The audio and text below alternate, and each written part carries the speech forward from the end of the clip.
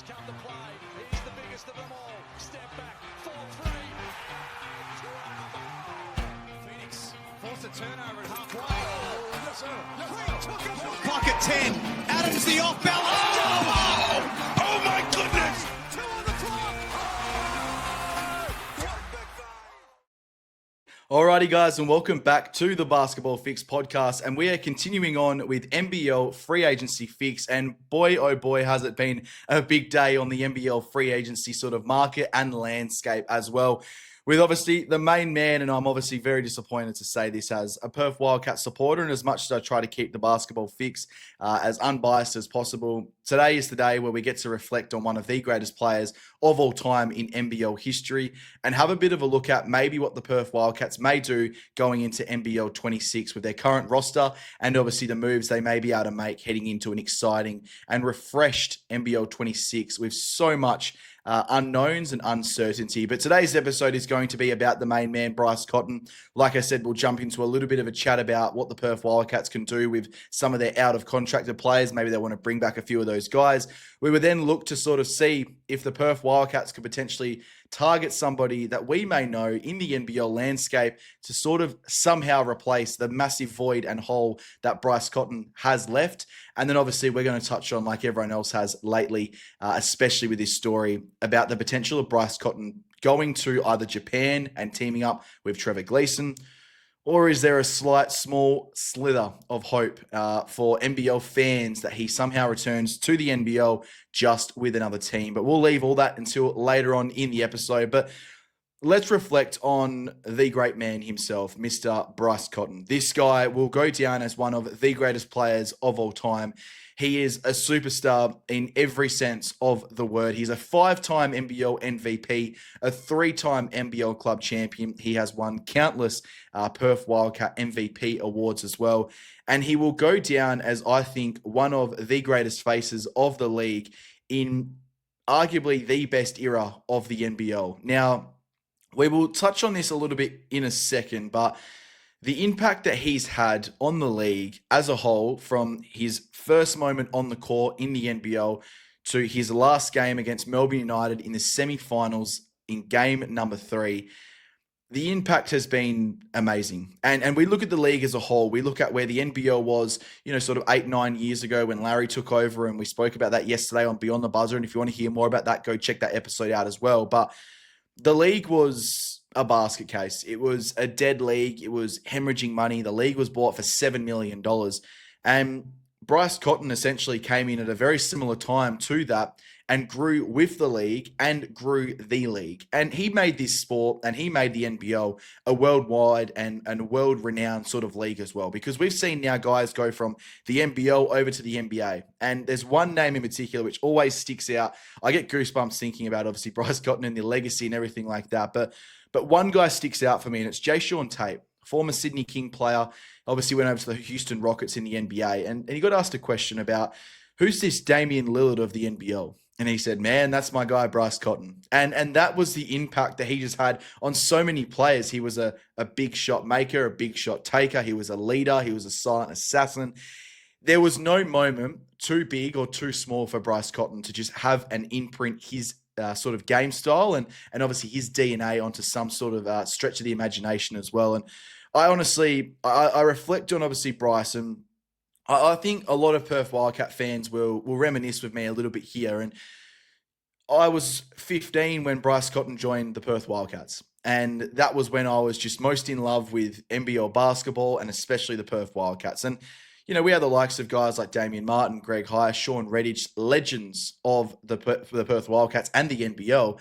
And a young guy called Bryce Cotton comes over here and just makes a name instantly. And you sat there going, what could this guy be? And in your head, you're thinking he's probably going to be here for a season and then he's back in the NBA. And for whatever reason, whether it was his height or anything like that, he just never went back to the NBA. But as a Perth Wildcats fan, and I believe all NBL fans should be thinking the same thing, we are thankful that he didn't go back to the NBA.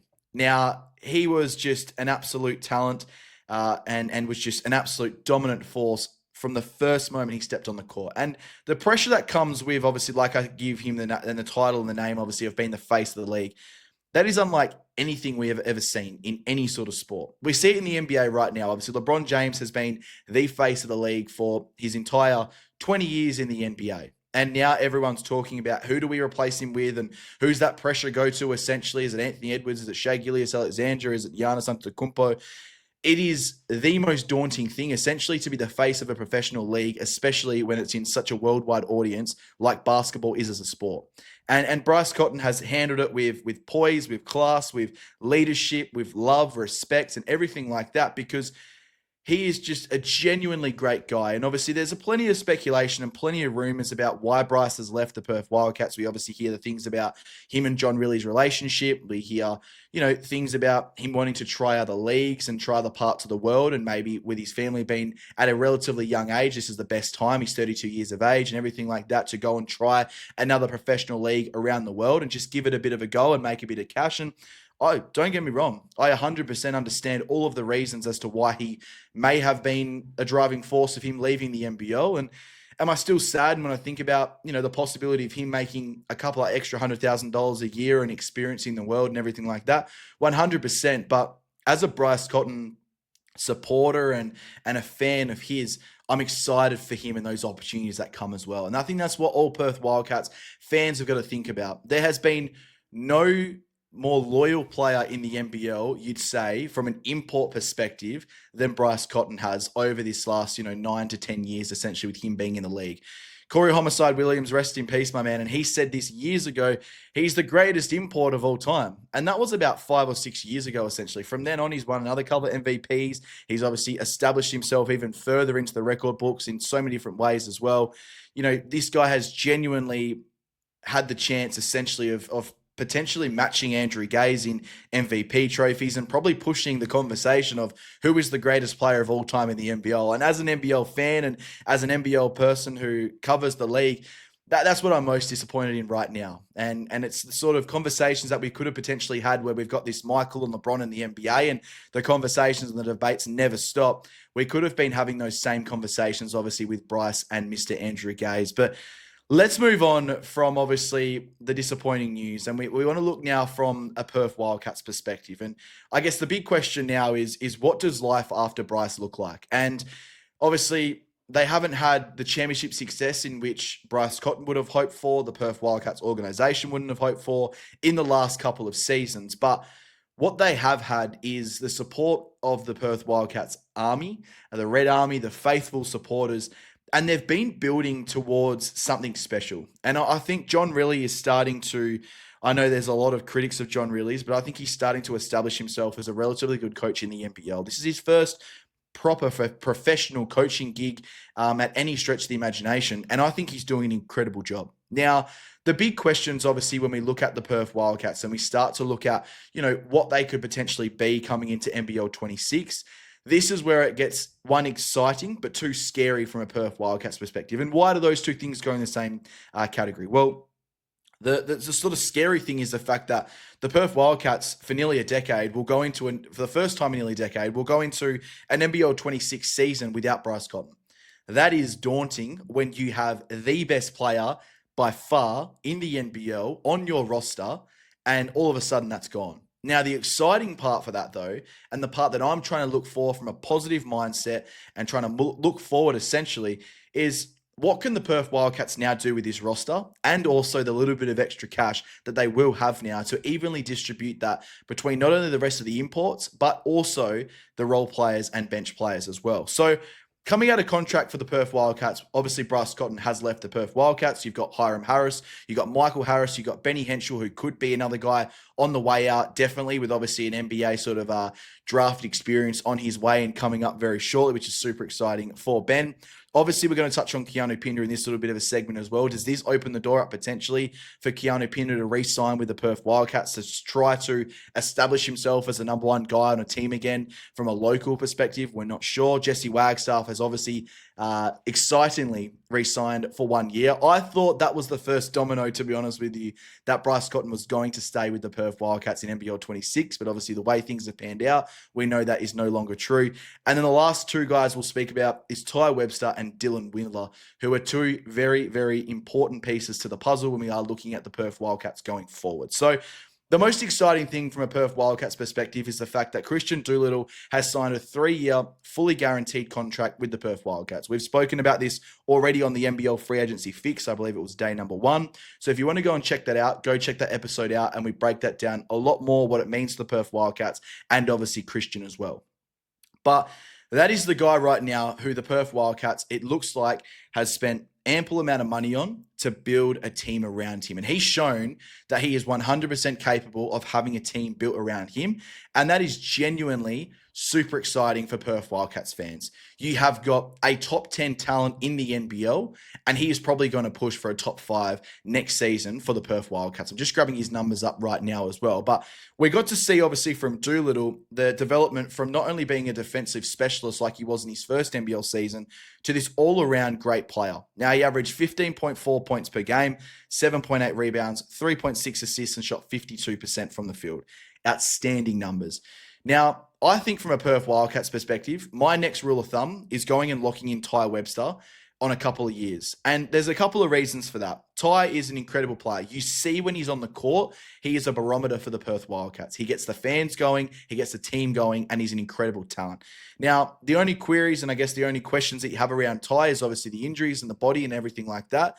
But I genuinely think if he can put it all together, sort of feel like he can have the ball in his hand a little bit more. Obviously, when you're playing with Bryce, who is such a ball-dominant superstar, it is quite hard to play off him, especially when you need the ball in your hands like Tai Webster. I think he's the guy now that the Wildcats have got to go out and get as their starting point guard heading into NBL 26. And the other big name to go with that's Dylan Windler. If you can secure this guy's signature going into NBL 26 and beyond, that is massive. We obviously know what Dylan can produce. He's an ex-NBA player. He's a guy who's obviously towards the back end of his NBL sort of season in NBL 25, started putting on an absolute tear. When you go look at numbers and you dive in a little bit deeper, he is the most important player for the Perth Wildcats. When you look at when he's playing for the Wildcats, they win more games than when he's not playing. So I just love this guy. He averaged 12.2 points per game, 6.6 rebounds, 2 assists, and shot 47% from the field. And obviously we look at that sort of playoff sort of numbers and the playoff sort of games in which he had 27 points and 11 rebounds to go with 4 assists, 4 blocks, and 2 steals in that game 2 at RAC Arena. And then in game 3 also had 13 points, 7 rebounds, the 1 steal, the 2 blocks, and the one assist as well. So he's a guy who obviously from a Perth Wildcats perspective, you're really trying to secure that signature, like I said, from NBL 26 and beyond, because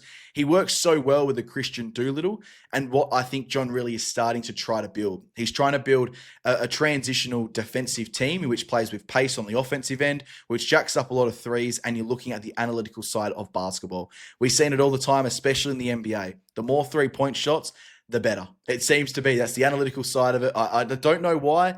I think it's it's not a low percentage shot nowadays, but obviously, you don't really want to be seeing a game, obviously, run up and down and shoot 3-point shots. But that's the way that it seems to be that John really is trying to produce this team. And there's a massive hole, obviously, left by Mr. Bryce Cotton. But there's obviously a couple other guys, and we'll speak about the bench guys in another episode when we break down the Perth Wildcats roster and construction as a whole. But Keanu Pinder's the other guy now who I'm really interested about, because all reports were he obviously signed in China. That's obviously fallen through essentially with obviously the way that their imports and the structure of the contracts work over there. And I believe it was only for the off season anyways, but does he potentially try to lock himself into a contract in Asia for an extended period of time? Or with Bryce Cotton going out, is he now the guy that the Perth Wildcats have a little bit more money to spend on and maybe bring him back? Now, I know he hasn't had an incredible season. I know he hasn't probably had, also from a Keanu Pinder perspective, the opportunity in which he had at the Cairns Taipans to flourish and become an MVP sort of player. And I believe there are genuinely some sort of disconnections between him and head coach John Rillie. So I don't believe that we'll see him back in the NBL for the Perth Wildcats next season, but I can see him back in the NBL at some other stage. But I think it opens the door, obviously, for a Keanu Pinder return if all things are considered, just due basically to the cash construction of that as well. But let's move away from the contracted players, and we're going to keep this episode quite short, sharp, and sweet, because that is the main man, Bryce Cotton's motto as well. But we're going to go into sort of, I guess, there's no easy way of saying this, because I don't think the right word is a replacement, but obviously that is what you're trying to do right now. You are trying to replace Bryce Cotton due to the impact, the scoring, the playmaking, the leadership, the everything in terms of what Bryce Cotton was. You're trying to find somebody to replace that. Now, this name's been floated around a few times, and it's for a number of reasons, and it's Kendric Davis. Now, they obviously have a very great relationship, it seems like, Bryce Cotton and Kendric Davis. Kendric has spoken about how he idolized Bryce Cotton, how he's watched him from afar for so many seasons. They've had countless battles this NBL season. Bryce was the MVP. Kendric was the runner-up MVP in this NBL 25 season. And is there a world where Bryce Cotton departs and Mr. Kendric Davis comes down to Perth to play for the Perth Wildcats? It would be a storyline and a half. You are replacing the MVP with the runner-up MVP. You are replacing a 32-year-old genuine superstar, an all-time great, with a young up-and-coming gun in his second or third NBL and professional career sort of season as well. You know, everything that Kendric Davis has got, I think he sort of outlines what it means to be like with a similar ilk of Bryce Cotton, everything like that. Now, do I think this will happen? No, I don't. I don't think it will happen. I think the way that Kendric Davis idolizes Bryce Cotton, I can't see him grabbing everything and coming straight to the Perth Wildcats to deal with the constant comparisons between himself and Mr. Bryce Cotton. Now, do I hope he comes to the Perth Wildcats? 100%. He's a genuine star. He's a guy who could genuinely average 25 and 10 in the NBL and make your team better on every single part of the court. Now, defensively, he's got some lapses, but I think a guy like Tai Webster will be the perfect piece to fit next to him to play that defensive role and to also be able to push the pace as well, like I mentioned earlier. So Kendric Davis is the first sort of name in which I sort of think about when I'm trying to find the sort of apples with apples comparison between trying to replace as much as Bryce Cotton's game as possible. Now, we can go a little bit different and we can go, okay, let's sort of think about the money aspect of it all. And Bryce Cotton has freed up, you'd say $1 million+ in the salary cap. And let's go and look at maybe some of the guys in which we can bring back to the NBL, whether they're local guys or import guys, to replace Bryce Cotton's impact in a different way. Now, the number one name's Montrezl Harrell. I know I've spoken about him as well, potentially being linked to the Perth Wildcats, also Melbourne United, Sydney Kings, the big market teams who can probably afford to bring him back in NBL 26, and obviously the Adelaide 36ers. But with a guy like Montrezl Harrell, who is a former Sixth Man of the Year over in the NBA, he's a talented player. He brings eyes, he brings attention, he brings bums on seats. He's great for the league. He's great for whatever organization he rocks up at. He's loved by the kids and the Australian public for most of the part. I think he could be a perfect fit for the Perth Wildcats. Now, do I necessarily see him fitting perfectly next to Christian Doolittle? Probably not, and that's where I kind of have my reservations about this particular signing. But I think from a standpoint of obviously bringing a genuine superstar into the Perth Wildcats organization, which has always had genuine stars from top to bottom, I think he's a perfect fit. Now, let's go to local guys. And so there's two names in which I'm thinking about right now. Now, I don't think the second name will return to the NBL for a couple of years, but the first one's Thonmaker. Former NBA guy, former fly kicker, former everything like that, played for the Australian Boomers and all that sort of stuff. But he's a genuine star. He has the versatility, he has the swag, he has the game, he has the size, he has everything in which you can have to build around going forward in NBL 26 and beyond. Now, he's been linked to the Perth Wildcats in previous seasons. I believe he actually trained with the Perth Wildcats a few years ago in the off-season as well, before I think going back over to the NBA. I might be wrong there, but it might have been over to Europe as well. It depends what the years were, because I believe he's trained a couple of times with the Wildcats in the off-season. So he could be a guy in which the Perth Wildcats look to spend up a little bit and maybe bring him over to the Perth Wildcats going forward, but you just never know. Then obviously you've got Brock Modem as well, who's an Australian legend. We see him all the time on highlights and everything like that. He's killing it over there in the Japanese B League, I believe he plays in as well, off the top of my head. But he's an absolute proven scorer. He's a stretch big. He's a guy who can carry a team and a franchise. He's a clean guy. He's everything you want, again, to become the face of your franchise for many standpoints as well. So there are obviously a few of the names in which you'd like to see them, obviously, if they're going a little bit bigger and obviously maybe looking to spend a little bit more cash into that budget as well. I know Kendric Davis is going to demand everything of Bryce Cotton's offer. I think essentially the Wildcats would be dumb if they didn't just go, all right, this is what we offered Bryce. This is what we're going to offer you, Kendric, and it's the exact same contract, because you're locking him in long-term. You're locking in a genuine superstar. But let's think imagination-wise. let's just throw three names out there. John Wall, Isaiah Thomas, Lance Stevenson. I don't know. Let's just throw those names out there, Perth Wildcats fans, and let's just throw shit at a wall, essentially, and see what Danny Mills comes up with in this offseason. But again, like I said, we can obviously look to semi-replace Bryce Cotton or try to replace Bryce Cotton, but you're never going to replace Bryce Cotton as a player, as a person, and as a whole product. You may be able to replace his scoring, but then I guarantee you ain't going to be able to replace his leadership. You may be able to replace his playmaking, but you're probably not going to be able to replace his scoring. You know, the little tangibles as well off the court in terms of leading these young guys and taking them under their shoulders. I don't necessarily think you're going to get that out of a Kendric Davis per se, as you would a Bryce Cotton, due to age, due to experience, due to everything like that. So Perth Wildcats fans, don't be expecting the Wildcats to go out there and make a splash and get this massive superstar. You know, they may not get a Kendric Davis. They may not get a Jalen Adams, a Parker Jackson Cartwright, you know, guys who have shown that they can be MVP caliber in the NBL. Don't expect that. Now, if it all happens, 100% get excited, jump up and about, and really enjoy the experience and enjoy the ride. But let's just right now allow the Perth Wildcats organization, Danny Mills, John Riley, the coaching staff, everyone behind the scenes, to find their feet now and to now grow this team going forward. Because we are now at that sort of post-Bryce Cotton era, post-BC. And it's like anything. When a player of this magnitude moves on, there is a massive hole and void left behind. We saw it with LeBron in Cleveland. We saw it, you know, with Michael to a certain degree when he left for those retirement years for the Chicago Bulls and everything like that. When an all-time great player leaves an organization or leaves a league altogether, there is a massive hole to be filled. So it's going to be super interesting, and I'm looking forward to seeing how the Perth Wildcats regroup and recoup going into NBL 26. But the last little topic we're going to speak about is obviously the hypothetical of where does Bryce go? Could Bryce join a rival club?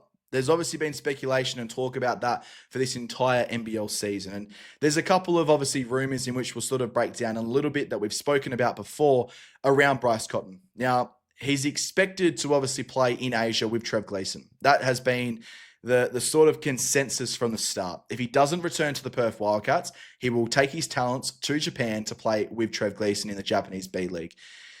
Will that happen? I think 100% that's happening. I think that's the blueprint. I think that's happening. That's the way it all goes. I think he sat down, I believe it was Channel 10 a few weeks ago, and he sort of pretty much ruled out the fact that he will not play with another NBL club.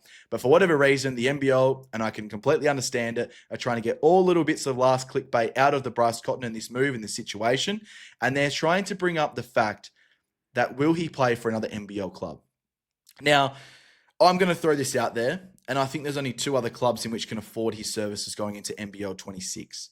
That is Melbourne United and it's the Sydney Kings. There is no other club, in my opinion, who can afford to bring Bryce Cotton in without jeopardizing the whole rest of the roster going forward. Because we've seen it time after time. And I know people are going to get stuck into this. Why can Melbourne only afford him? Why can Sydney? Why can Perth? Well, they are happy to go into the soft cap or the hard cap, whatever it is, to have success. You've got to spend big to earn big and to win big, essentially. So if he is going to return to the NBL, it's probably going to be at a Melbourne United or a Sydney Kings. And they are two of the biggest rivals of the Perth Wildcats. And I don't think there'd be fans over here in Perth booing Bryce Cotton if he did make that decision. But my God, there'd be some fans who'd be disappointed in that decision, because they'd be kind of sat there going, well, why weren't we good enough for those 8, 9 years? Why weren't we good enough? Why did you have to leave us? So I just don't think Bryce Cotton is that sort of guy. I don't think he's leaving. I don't think he's going anywhere else besides potentially Asia, and if not, maybe Europe. I think they're the two leagues and the two destinations in which we'll see Bryce Cotton in the NBL 26 season. So I don't know if that rules it out 100%. I think it does. I don't think there's any likelihood that he'll stay in the NBL. I'm excited to see if he teams back up with Trev Gleeson. Obviously, those two and their relationship has just been amazing from the start of his career in the NBL. Obviously, Trev was his first coach, I believe, for the Perth Wildcats. Obviously had so much success with Trev. That relationship is continually going and everything like that. All reports that you hear from a guy like Bryce Cotton is he's very true to his roots. He's very true to people who have treated him well and with respect through his entire career. And I'd love to see him sort of match up there again with Trevor Gleeson over there in Japan. But how this has been as much as I've been excited to sort of reflect and talk about Bryson, we probably all thought that this was a chance of happening, and obviously it's still never easy and it's still never fun, and it's like any loss. Essentially, we're grieving as Perth Wildcats fans the loss of a player, the loss of a champion, the loss of one of the greatest players of all time. And he will have so much sort of time, and we will all have so much time for reflection as well over the next couple of days and weeks and months and everything like that.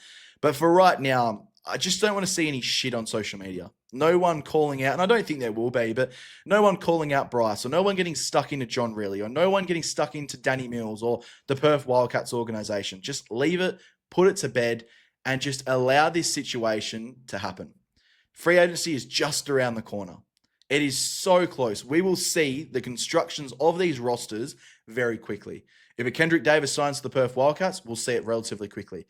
If a Montrezl Harrell signs to Perth Wildcats, it will happen very shortly. So we've just got to allow now for all these things to take place and all these situations and everything like that to just settle. Okay. And it's obviously disappointing. I 100% agree. I'm not excited, obviously, for the post BC era, but obviously it's an exciting era coming ahead. Now, we've got a few questions here from one of the fan groups on Facebook as well, and I'm going to quickly answer them to the best of my ability. So the first one is this one of the biggest rebuilds in our history? Now, I don't see this as a rebuild per se. I see this as a retool, because we've still got Christian Doolittle. We still could bring back Keanu Pinder, Dylan Windler, Tai Webster.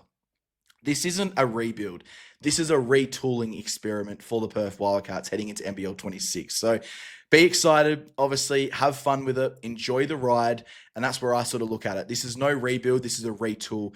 Now, the second one obviously comes to Kendric Davis. This is from Andrew Knighton. He says, I've heard that Kendric Davis has turned down the club's offer, meaning Adelaide 36ers, when they flew over to see him. Would love to get him, but think he's leaning towards leagues outside of the NBL. And that's the thing. He probably is going to lead to leagues outside of the NBL. I think he's a genuine NBA talent. I think I can see him on an NBA squad heading forward and everything like that. But if he does decide to return to the NBL, there's probably, once again, a handful of teams who can afford his services going into NBL 26. The Adelaide 36ers, Melbourne United, the Sydney Kings, and the Perth Wildcats. So it's going to be very interesting to see what he does heading into NBL 26. And the final question here as well, will BC go and reunite with Trevor in Japan? Like I just said before, it's probably going to happen. It's probably, I'd say it's a 60% chance of happening, maybe even a 70% chance, maybe a 20% chance that he plays elsewhere around the world, and maybe a 10% chance that he plays elsewhere in the NBL. So very low odds besides anything else that he returns with Trev, obviously over there in Japan and everything like that. They reunite, they get going once again, and we see Mr. BC obviously playing his heart out for the next couple of years in Japan on some great money to set himself and his family up into the future as well, because you just don't know when anything could be taken away from you as well. And I think that's another thing for Perth Wildcats fans to think about. But that will wrap up today's episode, obviously, day 6 of the NBL Free Agency Fix. It's been a sad one. It's been a fun one. It's been a good one, but we'll have more coming up over the next few days. I've got some special guests lined up, obviously, for the NBL Free Agency Fix. We've got some big guests to talk about, some big names in the NBL from a player's perspective, from movement perspective, and everything like that. But all those will be coming out in the next couple of days. But for now, Mr. Bryce Cotton, thank you much for all of your service, not only for the Perth Wildcats, but the NBL, and growing the game and growing the league and growing everything. You'll be truly missed, my friend, and I'm looking forward to seeing where you end up, how you go, and I'll be keeping a close eye. But until next time, we hope you've gotten your basketball fix.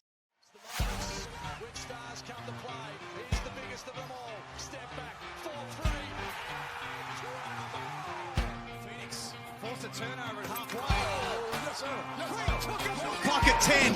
Adams the off balance.